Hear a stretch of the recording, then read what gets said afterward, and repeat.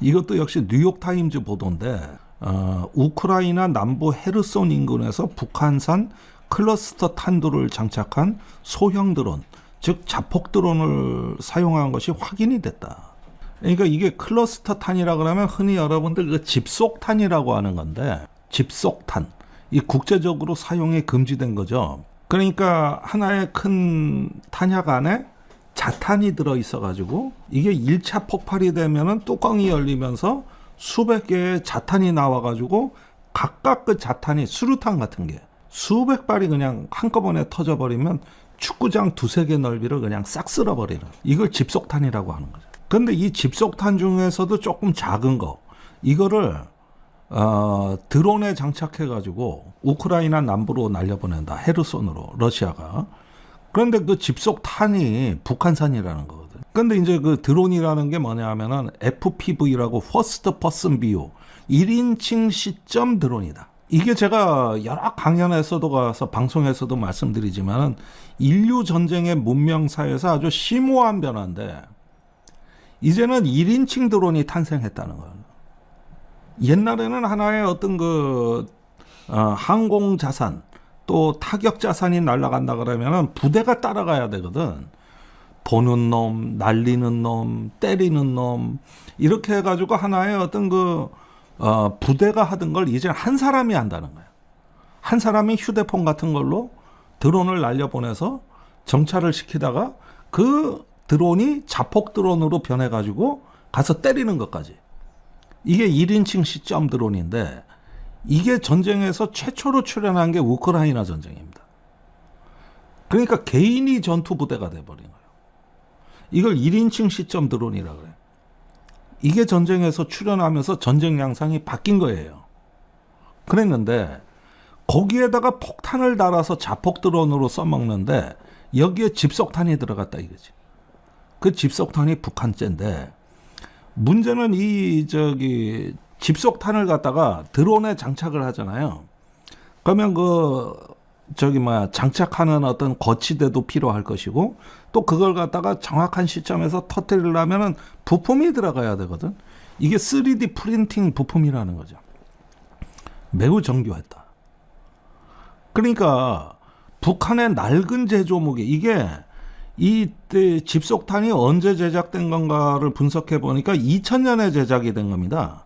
2000년에. 그러니까 벌써 25년 된 집속탄들이에요. 이 구닥다리, 이 고물 집속탄을 드론에 장착해 가지고 자폭 드론으로 써먹으니까 굉장히 치명적이에요. 굉장히 치명적이고. 그러니까 이런 어떤 저비용 고효율, 이거 값도 싸단 말이죠. 그냥 맞춤형 자폭 드론이다. 이걸 대량 생산하는 능력을 갖췄다. 그렇다면은 북한에는 드론이 없냐 이게. 무지한히 많을 거라고. 그러니까 북한이 지금 이 전술을 새로운 전술로 채택했을 가능성이 아주 높은 거예요. 자, 이게 왜 심각하냐? 이런 어떤 질적 진화가 왜 심각하냐? 우리가 2022년 12월 윤석열 정부 첫 해에 북한에 이제 드론 5대가 우리 영공을 침입했는데, 그 중에 한 대가 용산까지 들어왔는데 5시간 이상 휘젓고 다녔다고. 그 용산까지 들어왔다. 그랬는데 못 잡았어요. 탐지도 어렵고 잡지도 못하고. 그때는 정찰용으로 들어갔다고. 그런데 만약에 거기에 클러스터 탄도, 집속탄이 들어가게 되면 어떻게 되느냐? 이게 치명적인 무기로 바뀌는 거예요. 그러면 살상 능력이 뛰어나지는 거죠. 그러면 우리 군이 이제 전방에 밀집해 있는데, 그 밀집된 군 기지나 아니면 후방의 핵심 군사 시설이나 대도시 등에 동시다발적으로 드론 공격을 감행할 수가 있죠. 근데 그 효과가, 우리가 지금까지 북한에 제일 무섭다고 하는 게 자주포, 방사포, 이런 거였단 말이에요. 북한이 포탄을 어마어마하게 쏜다 이건데, 그래가지고 한미연합전력이 북한의 장사정포 진지를 평소에 다 찾아놨다고. 그래서 전쟁이 일어나서 북한의 포탄이 날라온다 그러면 바로 그 포진지를 타격하는 이런 식으로 해가지고 대화력전이라는 것을 구상해놨어요. 그런데 북한의 장사정포가 뭐 진지에 은신해 있다 하더라도 벙커버스터 같은 걸로 그냥 지하까지 그냥 싸그리 폭파시켜버리면은 북한 포는 무력화된다. 그래서 서울 불바다 안 된다. 이게 여태까지 우리의 상식이었던 겁니다. 그런데 지금부터는 그게 아니라 북한이 장사정포는 형식적으로 쏘고 실제 타격을 드론으로 할 때는 어떻게 되는 거냐. 그런데 이 집속탄을 갖다가 탑재하고 나왔을 때는 어떻게 되는 거냐. 이런 거. 이러면 저비용 고효율의 비대칭 전력이 또 하나가 출현이 되는 거거든요. 그 다음에 대량 생산이 용이하다는. 근데 우크라이나 전쟁을 통해 가지고 북한이 이 1인칭 시점 드론의 운용의 노하우라든가 개조 기술을 러시아로부터 전수받게 되거나 상호 교류를 하거나 이렇게 되면 어떻게 되느냐. 이 위협이 엄청나게 커지는 것이죠. 거기에다가 이 소형 드론은 탐지 및 요격이 어렵습니다. 이 대공 레이더로 잡으면은 이게 새떼 같아 보이기도 하고 드론 같아 보이기도 하고 식별이 어렵다는 거죠. 식별이. 그 다음에 저속으로 저공 비행을 하기 때문에 더 탐지가 어려워요. 그래서 2022년에도 우리가 이 대응을 하는데 엄청나게 애를 먹었거든요. 엄청나게. 이 굉장히 어려움을 겪었죠. 그러니까 제가 이 말씀을 드리는 이유는 뭐냐 하면은 우리 군이 이제 현재 전방에 밀집 대형으로 돼 있는 군사 배치가 이게 얼마나 시대착오적인 건가.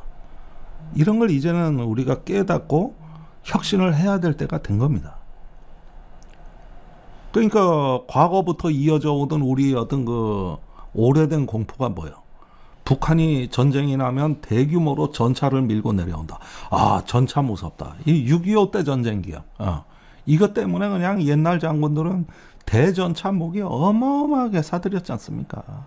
어마어마하게. 그 다음에 화력을 집중했잖아요. 화력. 그 다음에 이제 경계. 전방에 손에 손잡고 밀집 대형으로 쫙 선방어 개념으로 깔아놨잖아요. 밀집 대형으로. 선방어로 깔아놨잖아요. 그런데 이렇게 되는 동안에 북한의 포병이 증강돼요. 다연장 로켓이라든가 장사정포. 이러니까 이 밀집 대형이 이게 굉장히 위험해진 거예요. 북한 포병의 밥이거든요. 그래서 개전 초에 일주일 이내에 전방병력, 이걸 페바 지역이라고 하는데 페바 A, 그러니까 전방 전투지역, 최전방의 전투지역에서 우리 병력의 첫날 17%가 손실이 되고 그 다음에 전쟁 초기 양상 동안에 거의 40%에 달하는 우리 병력이 손실되는 상황이에요. 그런데도 그걸 안 바꾼 거예요. 군 구조를. 그 다음에 한미연합 공군 전력으로 이제는 북한의 장사정포나 어떤 다연장 로켓이나 이런 것들을 갖다가 제압하면은 그나마 좀 손실률을 줄일 수가 있었는데 이번엔 드론이 나타난 거죠. 그러면 어떻게 돼요? 또 소용이 없는 거죠. 그럼 이제는 어떻게 해야 돼요? 전방에서 병력을 빼서 분산을 시켜버려야 되겠죠. 그렇지 않습니까? 근데 현대전쟁이라는 게 이게 이제는 어떤 그 대규모 밀집된 어떤 대군이 이제는 오히려 적의 표적이 되기 쉬운 새로운 현대전의 양상을 맞이하고 있는 것이죠. 그러니까 이런 밀집된 병력과 장비, 우리가 지금 그 전방에 거의 30만 명 가까이 지금 병력이 깔려 있어요. 30만 명. 그리고 이제 그 항시 DMZ에 들어가 있는 어떤 그 상시 그 작전 병력이 5천 명이 넘죠. 그 다음에 그 후방에 GOP까지 하면은 거의 뭐 10만 명 이상 깔려 있다고 보였는데 이게 초반에 다 몰살입니다. 생존하기가 어려워요. 그리고 너무 위험해진 거예요. 그러니까 이럴 때 북한의 어떤 클러스터탄 또는 단거리 미사일 이런 것들의 가장 치명적인 목표가 될 가능성이 높다. 그걸 경계한다고 그냥 투입해가지고 있는데, 제가 주장하는 것은 전방을 무인화해야 된다고 보는 거예요. 전방을 무인화해야 된다.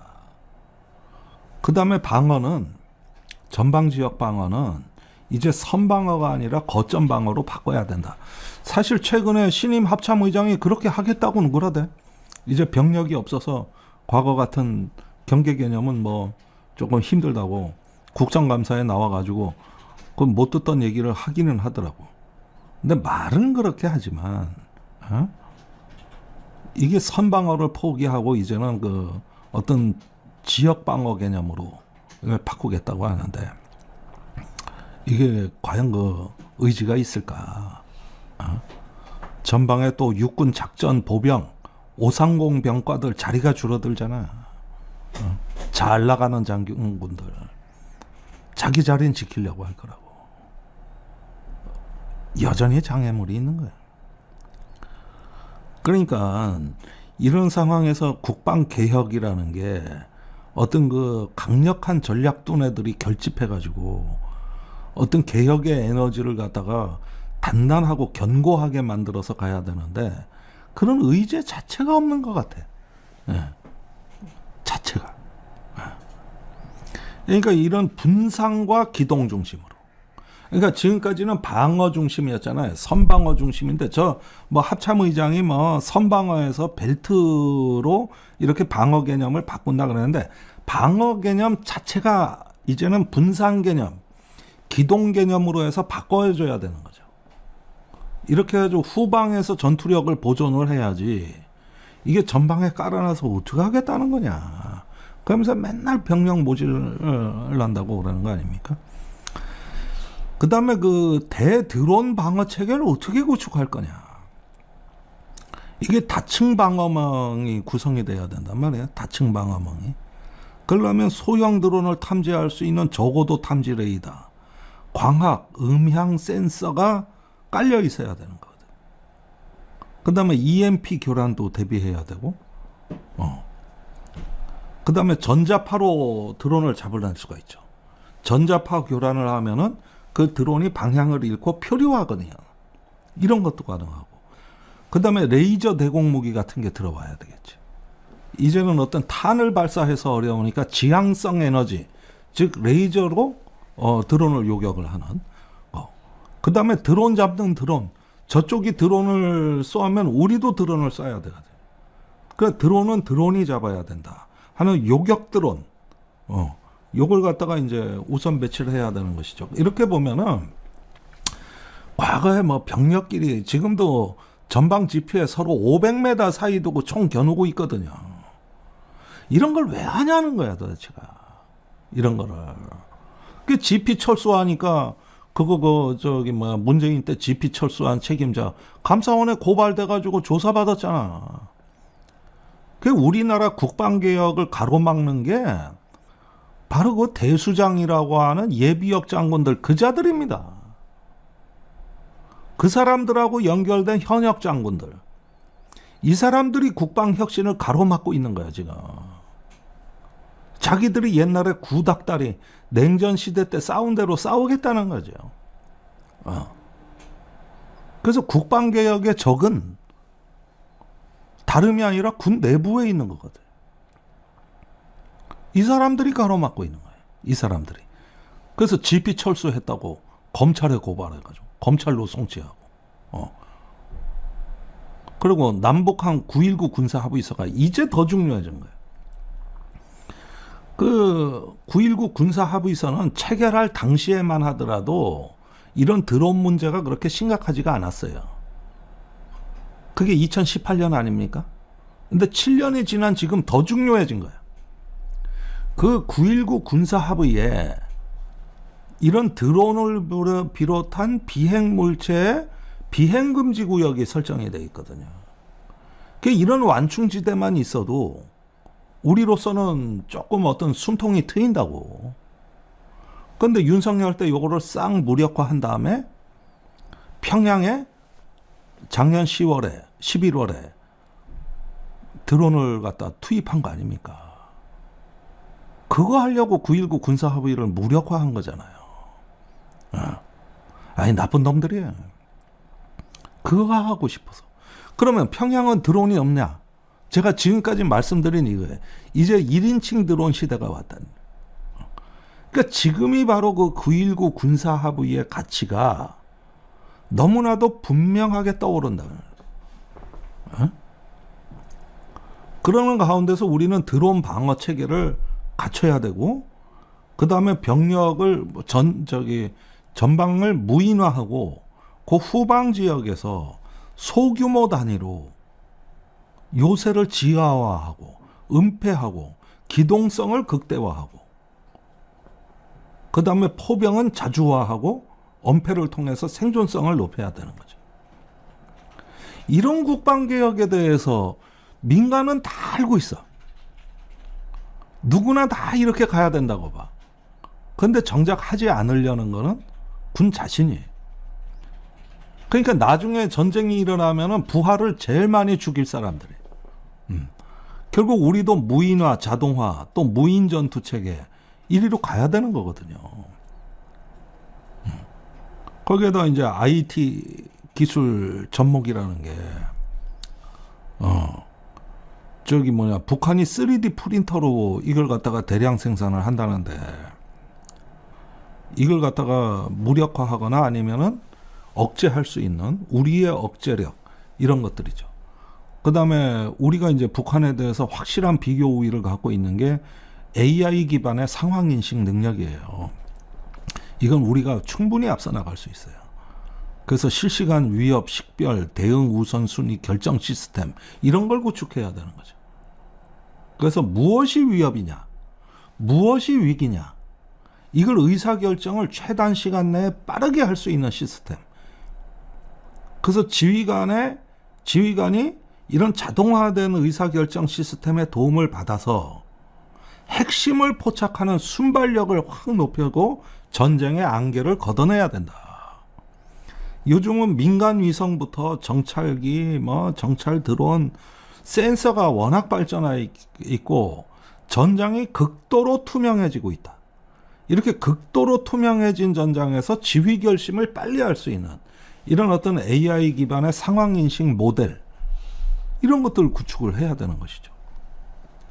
그리고 이런 게 바로 자주국방 역량이고 투자가 필요한 거고.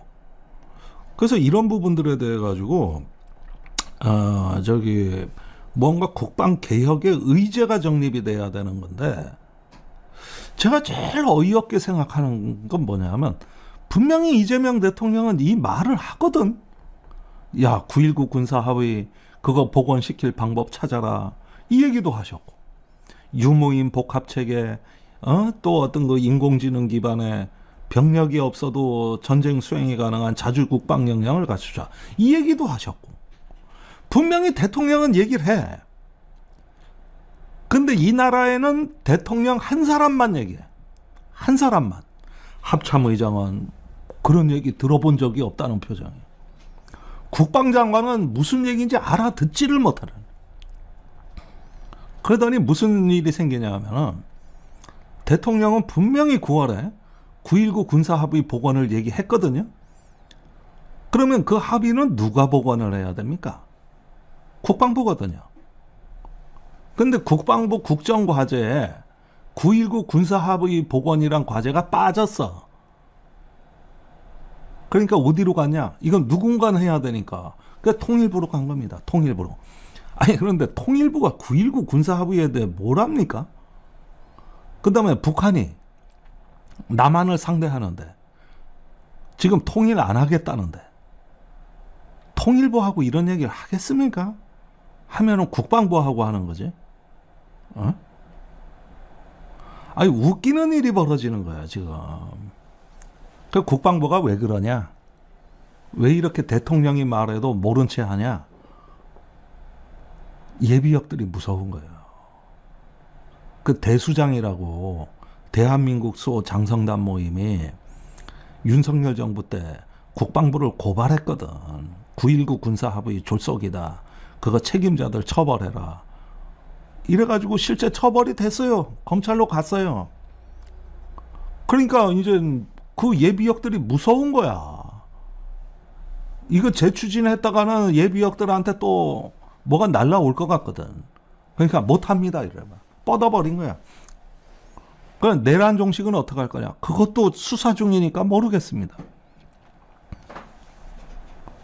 그러니까 저번에 왜 저 합참의장 청문회 때 제가 강연 다니다 이런 얘기를 많이 듣는데, 지금 합참의장 인사청문회, 국회 청문회 보고서 TV를 부셔버리고 싶었다, 이런 시민들이 많더라고. 내란을 내란이라고 먹고라고. 앞으로 헌법을 지키겠다, 이 말도 못하는 합참의장이니까 이 말도 못하고. 지금 안규백 장관 밑에는 내란 당시에 김용현이가 임명했던 그 참모들이 질비하거든요. 김용현이가 그 경호처장 할 때부터 양성해 놓은 대미정책 라인들, 대미정책과 라인들, 거기에 장군들이 지금 이재명 대통령 정부에서 대통령 안보실에 안보실 차장으로 가 있지, 국방 비서관으로 가 있지, 또 국방부에도 있지. 아니, 똑같아. 이러니까 맨날 대통령 혼자 떠든다니까. 장관은 몰라. 혼자 떠들어요. 자, 이걸 빨리 바꿔서 우리가 지금 이제 얘기한 군사력의 혁신, 그 다음에 평화의 달성이라고 하는 이 어떤 그 한반도의 새로운 안보 질서, 또 안보의 어떤 최적의 상태를 어떤 개혁적 마인드로 도전적으로 접근해야 되는 겁니다.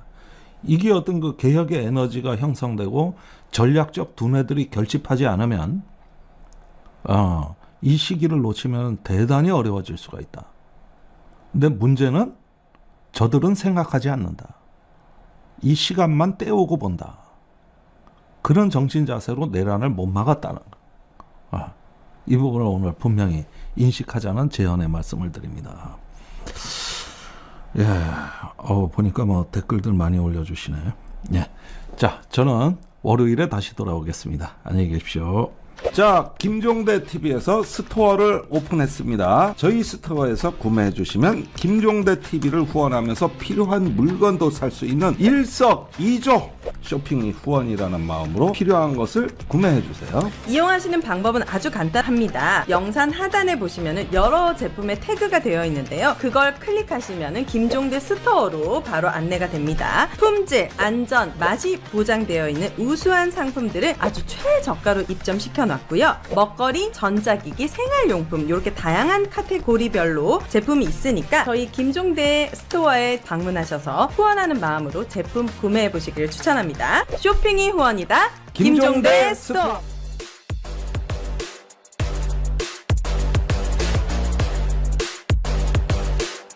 나의 보험 가입 상태를 믿을 수 있는 정직한 보험 전문가가 객관적으로 체크해서 공정한 평가와 합리적 대안을 제시하는 마이보험 체크를 소개합니다. 마이보험 체크는 보험 가입자의 이익을 가장 중요하게 생각합니다. 마이보험 체크는 35개의 손해보험, 생명보험 회사를 취급 판매하고 있기 때문에 한 회사만 추천드리지 않습니다. 고객의 상황에 맞지 않게 무조건 보험료가 비싼 보험 상품을 팔아 수익을 챙기려는 게 아니라 고객에게 가장 필요하고 합리적인 상품을 제안하고 있습니다.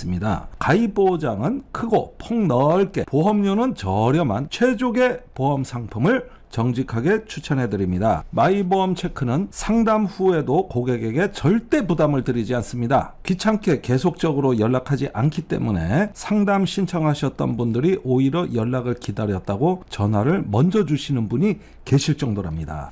부담 없이 마이보험 체크에 연락하셔서 무료로 상담받으시고 합리적인 보험 설계도 받아보시기 바랍니다. 연락처는 홈페이지 한글로 마이보험체크.com, 카카오톡에서 마이보험 체크를 채널 추가 또는 대표 전화 1800-7917 상담 신청하실 때 꼭 김종대 TV 보고 신청했다고 남겨주시기 바랍니다. 그리고 마이보험 체크를 사칭하시는 회사 많다고 합니다. 심지어 마이보험 체크 맞나요? 물어보시면 맞다 하고 가짜 답변도 한다고 합니다. 마이보험 체크 여기 주황색 손마크 꼭 확인하시고 1800-7917 대표 번호가 맞는지 확인하시길 바랍니다. 맞춤형 보험 3당 마이보험 체크.